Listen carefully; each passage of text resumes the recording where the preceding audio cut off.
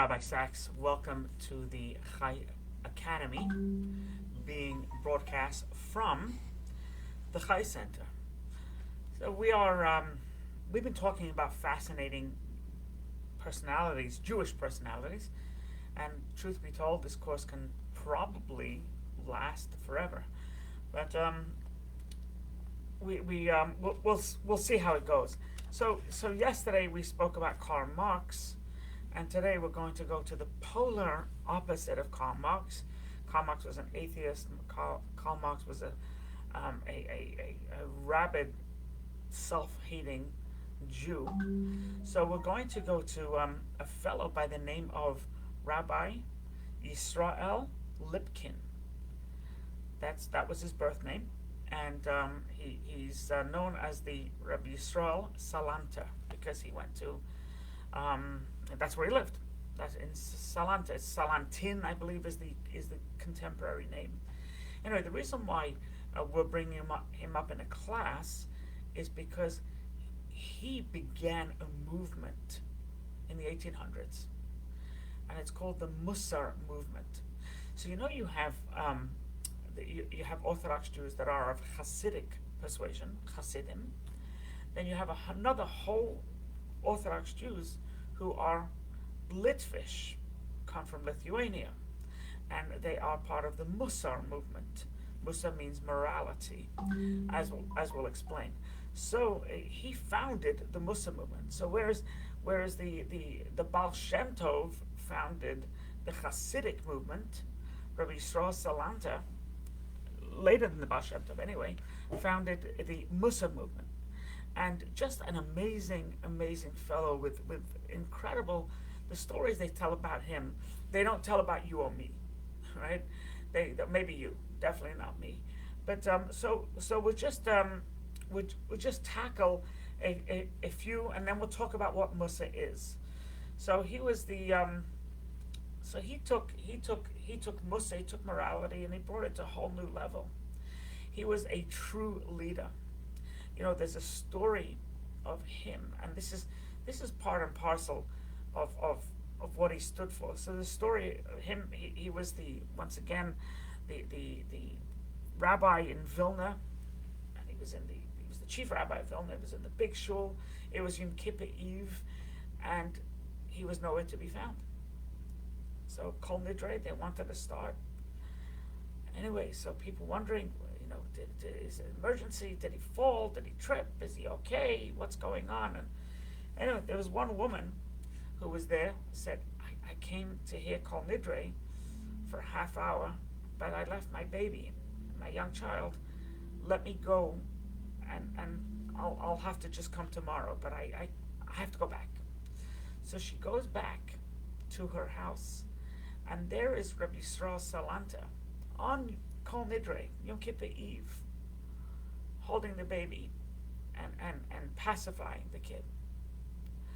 And he said that he was walking on the way to shul, to synagogue, to services, and he heard a baby cry. And he says, and baby crying is secondary to me praying. So now this is a fellow that Yom Kippur was everything to him. This is a fellow that 40 days before Yom Kippur, he used to go into isolation to really meditate on how he can help himself, improve the community, improve mankind, and then pitch it on Yom Kippur. He was ready to forgo all that because he heard a baby cry. I just think it's such a beautiful story. And there's another story of his leadership. There was there was some type of cholera, whatever it's called. It was a pandemic. It was a pandemic, and the doctors and the knowers of the time, Yom Kippur was coming. Another Yom Kippur story, and they said that you cannot fast. The doctors were advocating, you cannot fast. You need to be strong, because if you're strong, your immune system will kick in better, and if you don't, you can have a chance of catching it and dying. So he came out with a decree. He said that no one should fast this Yom Kippur. On Yom Kippur itself, very few people listened to him. They said, Yom Kippur, it's such a tender moment, and how can we not fast? It's fasting in Yom Kippur, is up there. How can we not fast in Yom Kippur? So what he did, remember, he was a chief rabbi. What he did was he went up to the podium where they read the Torah on the platform. He brought a bottle of wine, and he bought some food. He made kiddush. He sanctified the day, and he ate. When people saw that this holy Rabbi, genius, made kiddush and ate on Yom Kippur, they too ate on Yom Kippur. And he was criticized for it, by the way. Other rabbis said, how could you, dare you, how dare you? And what he said was, this was a once in a lifetime mitzvah. He says, are you crazy? He said, aside from it being the right thing to do, it was also a life lesson that one's health supersedes Torah. Right?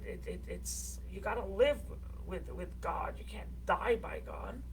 And so therefore, is that if there's a choice to fast on Yom Kippur and be weakened and put yourself in danger, or to eat on Yom Kippur, he says, I would do it again in a heartbeat, God forbid, but I would do it again. He wasn't only sweet stories. There's other stories with him, is where there was such a thing with the Tsarist government. It was called cantonists. And what a cantonist was, is they used to take able-bodied young men, 15 to 25, 50. I'm not sure of the age, but teenagers, mid-teenagers, and they used to draft you to the army, and you had to serve in the army 25 years. So it wasn't you were drafted in the army. Israeli army is 2 years, right? Different armies, South African army. This was 25 years conscription. And the way what the Jewish community passed, they said that you're only required to give up one of your children, and so each family has to give up one of their teenagers to go into the army. I don't know if it means you never saw them again, but they were in the army. They weren't, that was it. No other profession. So and every family, to be fair, you only have to give up one. And then when it's over, it's over. And they gave a list to the government. And that was what you had to do then. And Salanter said, definitely give them a list. We have to be above board. We don't want to, play games and, chickery and deceit. Anyway, one day, he was walking by on the street, and there was this woman who he happened to know was a widow in his town, in his city, and she was crying. And he asked her what happened. He goes, the cantonist deal. He says, well, there was supposed to be one from each family, but there's this wealthy man in the community who bribed the officials, the Jewish officials, that they don't put his name on the list, or they take off his name off the list and add another body. And that body that they added was my second son. And that's just not fair. Anyway, he was fuming. He went into the synagogue. And this is what I mean, that he was the fount of morality. He went into the synagogue and preparing for services. And the person gets up to lead. And he goes, no. Hey, you can't lead. You know why you can't lead? Because you are a non-believer. You are a heretic. You can't lead. So the guy, the holy Rabbi Salanter, Rabbi Lipkin said, I can't lead. Oh my goodness, what happened here? The next person gets up and goes, you can't lead. You're a heretic. You're a non-believer. And finally, he eliminated everybody. And there was an uproar. I said, what's going on? He goes, well, this poor widow has to give up a second kid. You defied so many laws in the Torah and the Bible. Right? You can't oppress a widow. You can't oppress an orphan. the wealthy should not be treated better than the poor. Biblical command. It's a verse in the Torah. You have to judge righteously. He goes, and then you want to stand up there and lead the prayers? You have no right. And he says, until this is corrected, forget public prayers. I don't even want to hear you. And he forced them. He forced them to correct this miscarriage of justice. That's how type of person he was. So he had a consuming passion for Mussar, morality, and he was very careful to always err. We'll talk about Mussar individually, but communally, always err on the side of caution. Right? You hand the list to the government. You don't want anybody to talk badly about you or say this person's a liar or a cheat. You have to be above reproach. So there's a story with him, and he was 33 years old. He was the dean of the yeshiva, and he took over somebody. But then he heard in the politics that he was chosen, but the previous dean, it wasn't so clear cut. Not that he wanted to step down. He was forced to step down by some muckety-mucks. So this was a big break for him, to be the dean, the Rosh Yeshiva, the head of the yeshiva. And so what he did is he stepped down. And likewise, if there was any position he felt that he was going to be a puppet for the czarist government, he wouldn't take, even if it was a big, this is a huge job, this is a huge promotion, but he wouldn't take it unless it was pure. What's interesting to note that for a long time he suffered with depression, and he actually left Salanter for a while to go to Prussia, Germany, the Lower Rhine, and to get to heal. So where he was, he felt he couldn't heal. Once again, he kept local, state, and city and country laws. It was at that time it was called the Pale of the Settlement, that you could not, Jews were not allowed to live in certain areas, and you couldn't even visit certain areas. So he made sure that his permits to leave were up to date and weren't fraudulent like many. They were just, fabricating permits, because otherwise you couldn't go to work. But he wouldn't do that. He was one of the first people to translate the Talmud into another language, Lithuanian. And the reason why he did it is because he had a strong compassion for Jews that weren't up to his level, or Jews that were struggling in their Judaism. So he wanted to help others really to study. So it was considered radical at the time. He was once asked. So anyway, so let's talk about his Mussar movement. So his Mussar movement this is the crux. Is he says that working on oneself, right, and working interpersonal relationships, he goes, are even more important than divine laws.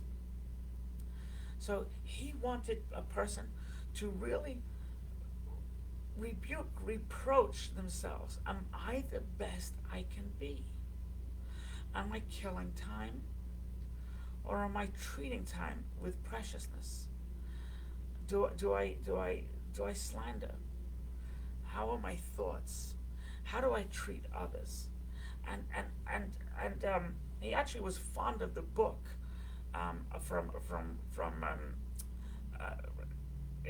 by Rabbi Luzzatto, who was a philosopher. Mesilas Yesharim, The Pathways of the Just. It's a great book. It's in English also.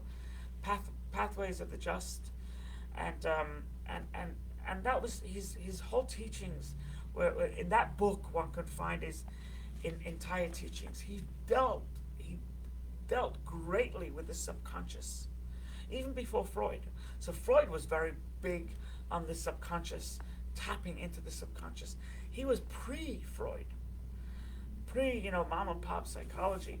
He was pre-Freud, and he wanted a person to delve, and he felt without having a good subconscious knowing, understanding, he says you couldn't really move on. There's a story with him that someone came to him and said, Rabbi, if I have 15 minutes to study, should I study books on morality and ethics? Or should I study the Talmud? So the rabbi said, the books of Mussar, the books of morality, the books of ethics. So he was asked, why? Talmud is the pinnacle, right? Talmud is the book that every Jew and every Jew in every yeshiva, every rabbinical court, anything. This has been the secret to our survival is Talmud. Why would you say morality? Why would you say the book of ethics? So the rabbi, in the book of the subconscious, the book of introspection. So he says it's very simple. If you spend 15 minutes studying Talmud, it's awesome. But if you spend 15 minutes studying morality and ethics and dealing with whom you are, you're going to find that you have way more time than 15 minutes. Once you clear all the nonsense and you really peek into yourself, you'll realize that you have more time, you're more powerful than you give yourself credit for. You are here on a mission. God put you in this world to accomplish, and he says you'll find more than 15 minutes. You'll be able to double it. You'll have time for both, and that was his reasoning. He was oft to say that generally what we do is as Jews, as good, upstanding Jews, is we are worried about our material, wealth, our material stuff, and we worry about our neighbor's soul. He said, reverse it. Worry about your soul and your neighbor's material needs. He said that's much better served. Worry about who you are and help somebody else, rather than you help yourself and worry about someone else's spirituality. Brilliant. I think that says it all. He once said, and I use this line a lot, he once said that any rabbi whose community does not want to drive him out of the synagogue, doesn't want to fire him, drive him out of town, is not a good leader.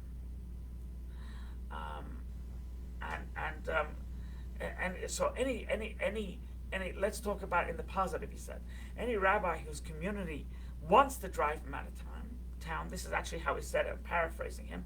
Any community who wants to drive their rabbi out of town, it's a sign they're a good rabbi.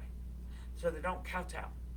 They give honest advice, even if it's not fashionable or politically correct or woke or whatever. He says, but any rabbi that's actually driven out of town, that's not a good rabbi. So, just reflect pause on that for a minute. He had a few children. One of his children actually became a very famous mathematician. I forget his first name, but it was Lipkin is the name, is the actual familial name.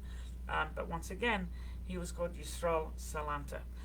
He was very, very careful about talking negatively about people. Once again, it's all delving into the subconscious. Lenny, I'm not sure what you mean. At least one exception to that. I'm not sure what you're referring to. But anyway, so this is who he was. He was upright. He took the bull by the horns. He was courageous, and he didn't kowtow to anybody, as the case of Yom Kipper. And he developed. I mean, if you go into Lakewood today, right, as opposed to Borough Park or Williamsburg or Crown Heights, where there's a lot of Hasidim. Lakewood is primarily, and you'll be hard pressed to find somebody who doesn't try to self-improve using the Mesilas Yesharim by Rabbi Moshe Chaim Luzzatto, or books by Rabbi Yisrael Salanter. It's like world famous and truly a pioneer in improving oneself before all the self-help books came out. So truly a pioneer. He's somebody worth exploring. I don't know if you've ever heard of him before, because he's, he didn't become as famous as Karl Marx. But Karl Marx was infamous and therefore famous.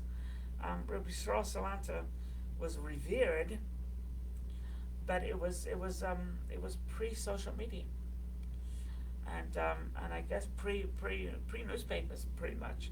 So he's only known in certain circles, but his works, Mesilas Yesharim, once again, is printed in English, and it's just it's a great book.